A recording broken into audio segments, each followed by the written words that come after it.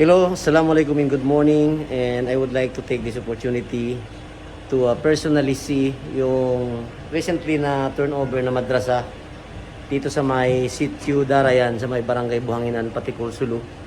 And ayan po, nakikita natin, this is one of the standard Islamic Learning Center na ginawa po ng Sulu Police Provincial Office. And we would like to also to say thank you to our former Provincial Director, the late Police Colonel na Bawayan, na isa rin ho sa mga nakaisip para magkaroon ng ganitong klaseng madrasa dito sa may Patikul, Sulu. So as you can see, ang ganda ho ng pagkagawa, and marami hong mga kabataan ang tiyak na makikinabang dito para makapag-aral.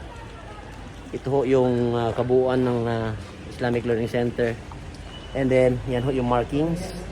Ito yung pangalawang madrasa na nagawa ho ng Sulu PPO as funded by the National Task Force LCAC.